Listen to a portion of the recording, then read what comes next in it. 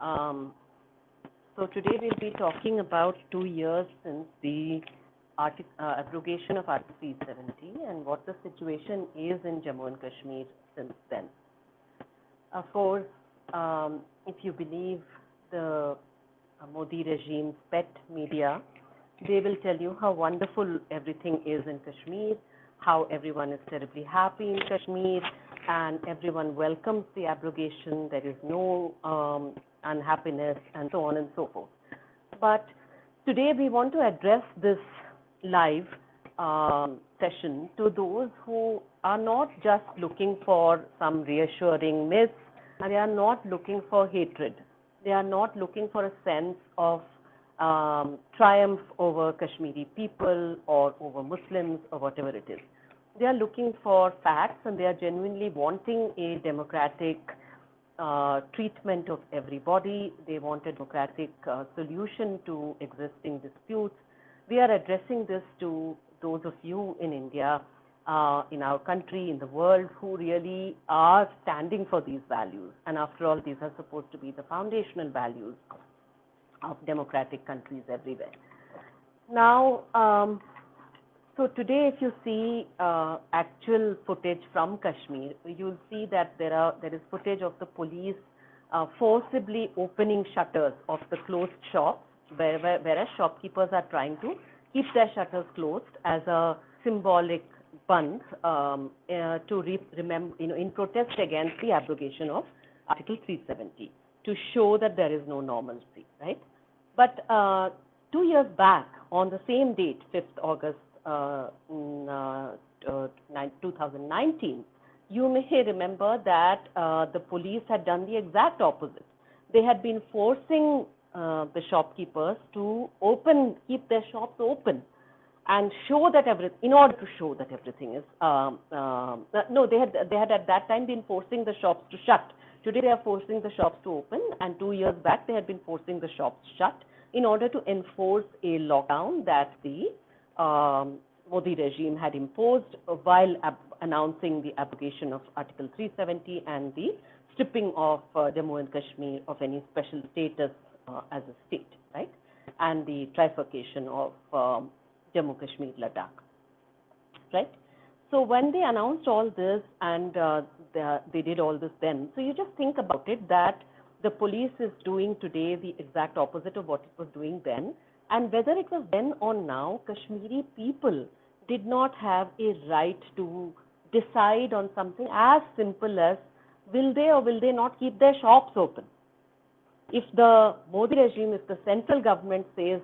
keep your shops shut, they are supposed to shut. If they are told you have to keep your shops open, they're supposed to keep it open. And that's it. So the idea that there is any kind of democracy, basic democracy that you'll take for granted in any other city, any other place, anywhere, if you're in Delhi, if you're in Patna, if you're in Ahmedabad, if you're in Chennai, anywhere in the country, you think about it, you will say that the shopkeepers regularly hold bands for one purpose or the other. They may call a band, they may keep their shutters shut, and then when they choose to, they will lift the band, they will open it, right? So this is an accepted form of protest, non-violent protest, for which there is no room at all in the Kashmir Valley, okay? So this is the situation. It was the situation, of course, there was no space for protest even prior to 2019, but now it is all the more so. And just to recap, okay, because I think that when we talk about the situation in Jammu and Kashmir, very often the propaganda is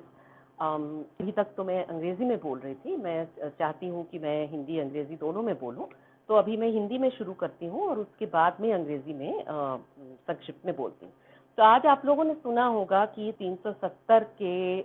हटाए जाने के 2 साल हो गए हैं, और अगर आप मोदी मीडिया की बात सुने तो पता चलेगा कि कश्मीर में तो सब चंगा है, सब भला है, सब बहुत अच्छा है, सब लोग बड़े खुश हैं। लेकिन अगर आप वहाँ से सचमुच फुटेज देखते हैं तो आपको दिखेगा कि नहीं, वहाँ पर दुकानें जो हैं वो आज वहाँ के दुकानदारों ने पूरे श्रीनगर में, पूरे कश्मीर में, कश्मीर घाटी में बंद रखा था दुकानों को, ये दिखाने के लिए कि अपना विरोध दर्ज करने के लिए कि आज के दिन 370 को जो हटाया गया उससे हमारी आपत्ति है, उसके खिलाफ हमारा विरोध है। तो इससे ज्यादा शांतिपूर्ण कोई तरीका नहीं हो सकता है प्रदर्शन करने का। और ये देश भर में कहीं भी आप रहिए तो आप पूछ लीजिए तो दुकानदार इस तरह की चीजें करते हैं अपना विरोध दर्ज करने के लिए। बंद रखना, ना रखना, बंद करना, खोलना, ये तो किसी की भी अपना राइट होना चाहिए। लेकिन कश्मीर में ये देखा गया कि जबरदस्ती पुलिस जो है वो शटर तोड़ तोड़ करके, लात मार मार करके उसको जबरदस्ती खुलवा रही है। आज 5 अगस्त 2021 को पुलिस जबरदस्ती खुलवा रही है उन्हीं दुकानों को जिनको वही पुलिस जो है वो 2 साल पहले 5 अगस्त 2019 को, जिस दिन 370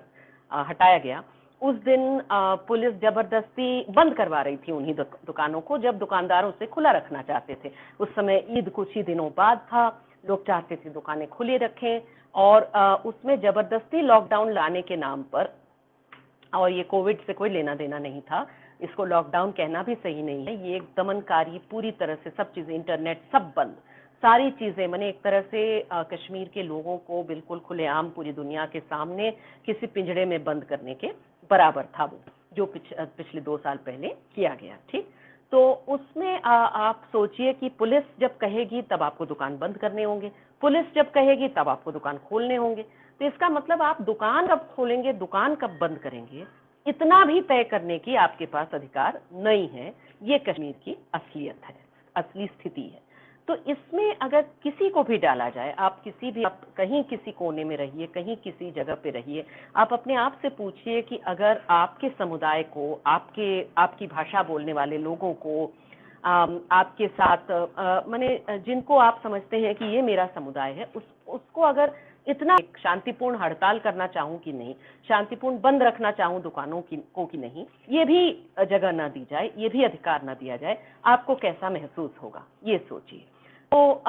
जब हम इन चीजों पे बात करते हैं तो जरूर इस पे भी बात करने की जरूरत आ जाती है कि तो आखिर यहाँ पर हम पहुंचे कैसे। तो बताया जाएगा, अगर आप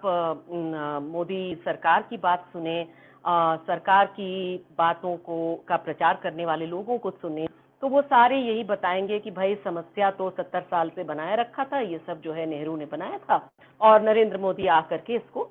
जाकर के ठीक किए हैं। कम से कम एक काम तो भाई बहुत अच्छा किए हैं कि उन्होंने कश्मीर में जो इतनी लंबे समय से दिक्कत पैदा हुई थी, इसको उन्होंने ठीक कर दिया। लेकिन सच्चाई ये है कि अभी 2 साल बाद अगर आप देखें तो कश्मीर में जो अर्थव्यवस्था है वो पूरी तरह से ठप है। याद रखिए कि इसकी वजह कोविड जो शुरू हुआ 2020 में, तो उसमें पिछला पूरा साल तो बाकी सब जगह भी कोविड के द्वारा लॉकडाउन जिस तरह से लगाया गया उस सब का असर है कश्मीर में। लेकिन ये 2019 से शुरू हो गया था, जिस समय उसी समय में आवाजाही बंद कर दिया गया था, कश्मीरी लोगों का इंटरनेट बंद कर दिया गया था, टूरिज्म ठप हो गया था, सब कुछ बंद हो गया था। तो वो जो है 2019 से इसे झेलते आ रहे हैं, 2020 पूरा झेल लिए हैं, तो वहाँ का अर्थतंत्र ठप है।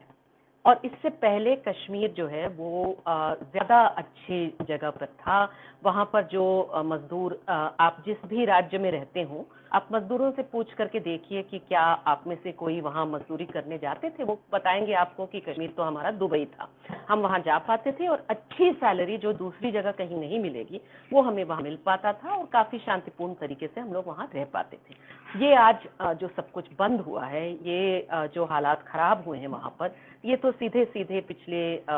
2 साल में 2019 से लेकर के अब तक जो स्थितियां बनाई गई हैं उसकी पैदाइश है। इसके अलावा आप देखिए कि जो बहुत सारी जो चीजें आप जानते हैं देश के अन्य जगहों को लिए, तो जैसे बिहार का ही उदाहरण ले लीजिए या उत्तर प्रदेश का, तो उसमें लोग अक्सर कहते हैं कि लैंड रिफॉर्म जो है, यानी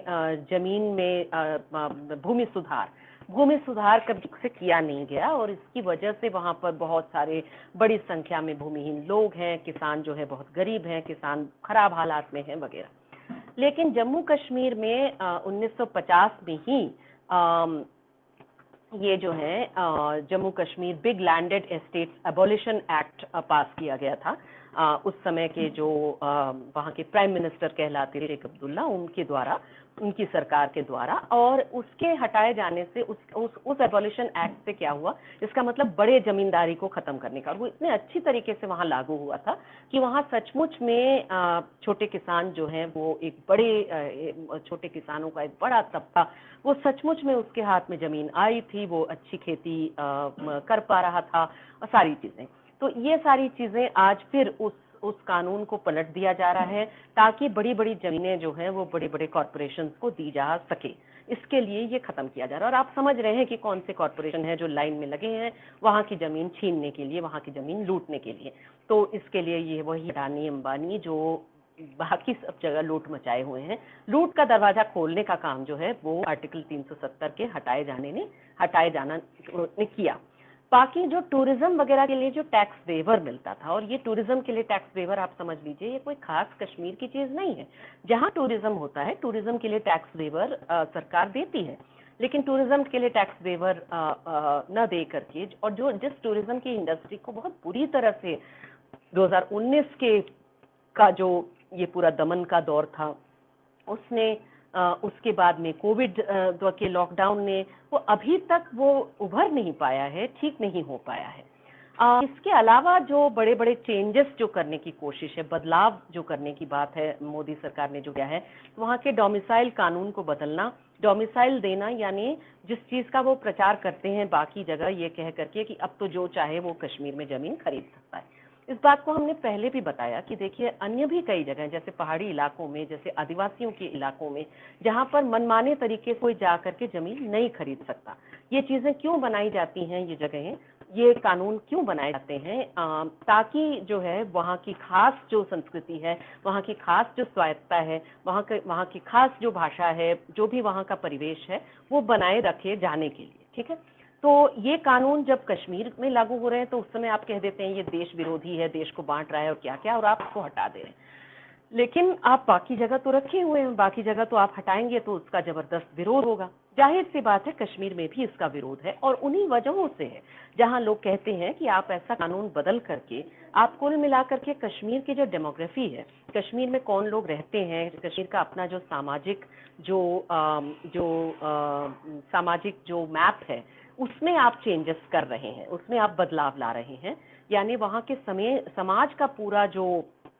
पैटर्न है उसको आप वहां बदल लेंगे, वहां पर जो बैलेंस है उसको आप बुरी तरह से जानबूझ करके बदल रहे हैं। तो ये चीज अगर कहीं भी किसी राज्य में करें, आप सोच लीजिए कि किसी भी जगह पे अगर सरकार जबरदस्ती लोगों को बसाने लगे, जबरदस्ती लोगों को ला करके वहां पे रखने लगे, तो वहां विरोध होगा कि नहीं होगा। ये अलग बात है कि कोई जो है वहां कश्मीर में भी लोग जाते रहे काम करने के लिए, माइग्रेंट वर्कर्स जाते रहे,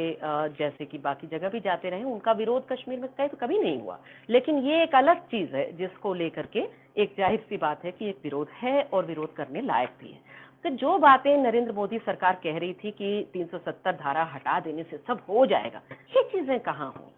कहाँ मिला वहाँ के SC ST के लोगों को बहुत अधिकार और बहुत ज्यादा रिप्रेजेंटेशन, कहाँ हुआ कि सारा करप्शन मिट गया और बहुत सारा जो है विकास आ गया।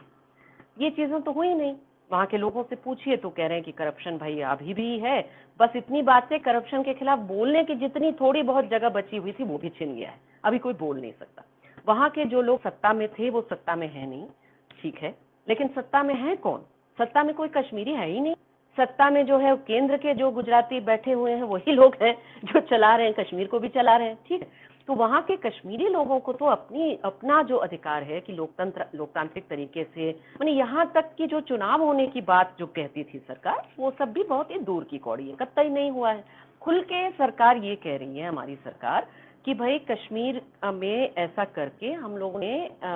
उस पर जिस तरह का एक दमनकारी किस्म का, कब्जा किस्म का एहसास जो है वो हमने कर दिया है। तो ये जो सेंस है ये वहाँ के लोगों को अभी भी महसूस होता है। मुझे याद है कि पिछले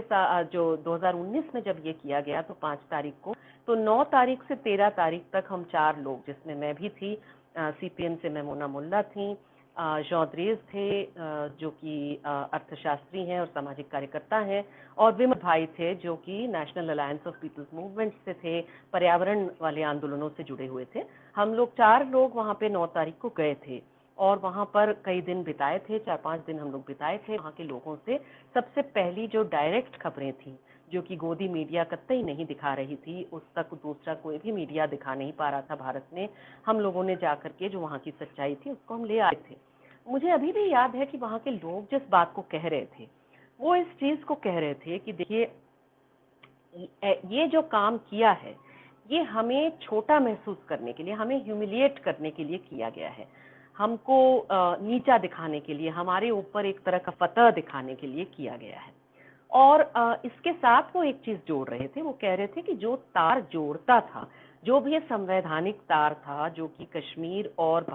कश्मीर वाली जो पूरी बहस है, पूरा डिस्प्यूट है, उसके बावजूद जो पतला सा तार जो जुड़ा हुआ था कश्मीर और भारत को जोड़ने वाला, जिसको उसको उस तार को काट करके भारत सरकार ने, मोदी सरकार ने एक तरह से खुली घोषणा कर दी कि कश्मीरी लोगों का अपनी राय मायने ही नहीं रखता, उनका अपना लोकतंत्र जो है मायने ही नहीं रखता, वो बस ऐसी जगह है, ऐसे लोग हैं जिसके ऊपर हमें कब्जा करना है, और जरूरत पड़े तो हम वहाँ पे खुला जो है सैन्य शासन के बराबर करके, केंद्रीय शासन लागू करके वर्षों वर्षों तक उसको रखेंगे इसी तरह से। वहाँ के जो अपने नेता हैं उनको जेल में डाल देंगे, जब जेल में डालना होगा, जब खुला छोड़ना होगा छोड़ देंगे, लेकिन जो भी हो वो साधारण तरीके से जो एक जगह होनी चाहिए लोगों की अपनी राजनीति के लिए, कि लोग अपनी बात को बोल सकें, लोग अपने तरीके से प्रदर्शन कर सकें, प्रोटेस्ट कर सकें, ये चीजें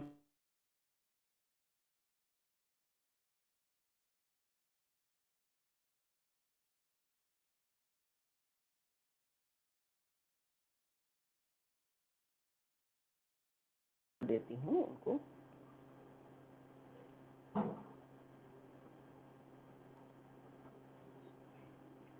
एक सेकंड।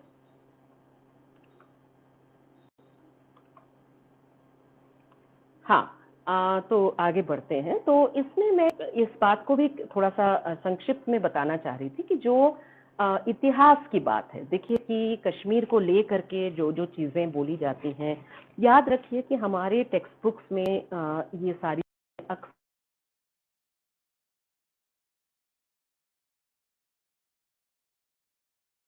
सारी दूसरी चीजें भी पढ़नी चाहिए,